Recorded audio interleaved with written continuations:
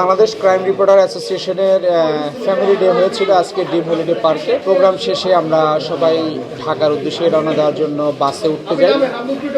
তখন আমাদের সহকর্মী নয়াদিগন্তের মনির হোসেন ভাই, শাকাত কাউসার ভাই, বাংলাদেশ প্রতিদিন, জিটিভির মহসিন, শাহেদ, সকল সাংবাদিকরা আমরা যে যার মতো করে গাড়ি উঠে যে গন্তব্যে যাবে সবাই ওখানে নামবে। এর মধ্যেই মনির ভাই নয়াদিগন্ত আমাকে বলছে যে ওনারা টাকা চাচ্ছে। কেন টাকা চাচ্ছে? রাস্তার উপরে গাড়ি রেখেছে।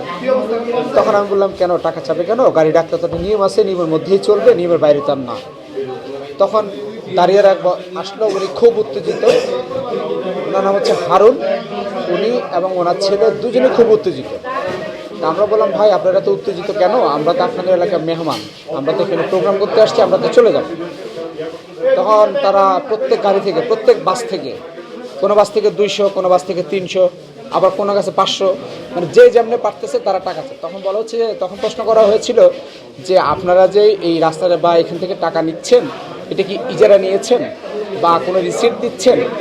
একবার বলে রিসিট দিচ্ছি, আবার বলে যে আমার জায়গা আমি কেন ইজারা দিব। তা আমার প্রশ্ন হচ্ছে, সরকারি জায়গা কিভাবে আরেকজনের হয়? তারপর প্রথম ধাপে আক্রমণ করার পরে আমরা যে যার মতো করে গাড়িতে যাওয়ার চেষ্টা করেছি, কিন্তু তারা গাড়িতে ভাঙচুর করেছে। সবার মোবাইল ফোন, তাদের টার্গেট ছিল মোবাইল ফোন, মানি ব্যাগ, এটাই হলো তাদের টার্গেট।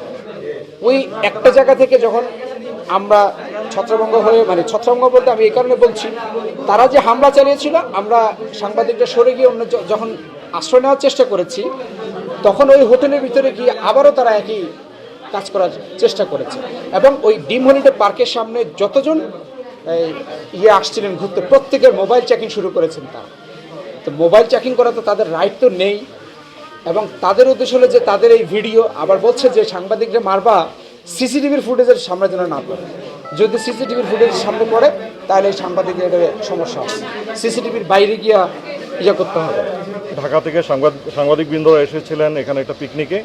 তো এখানে কিছু চাঁদাবাজ, তাদের বহনকারী যে গাড়ি, সেই গাড়ির কাছে তারা চাঁদা দাবি করে এবং আমাদের উপস্থিত যে সাংবাদিক আছে তাদের উপর হামলা করে চাঁদার দাবিতে। তো তাৎক্ষণিকভাবে আমাদের পুলিশ সেখানে উপস্থিত হয়ে সাংবাদিকবৃন্দের সহায়তায় 2 চাঁদাবাজকে হাতে গ্রেপ্তার করে এবং অন্য চাঁদাবাজরা পালিয়ে গেলেও তাদের গ্রেপ্তারে অভিযান অব্যাহত রয়েছে আমাদের।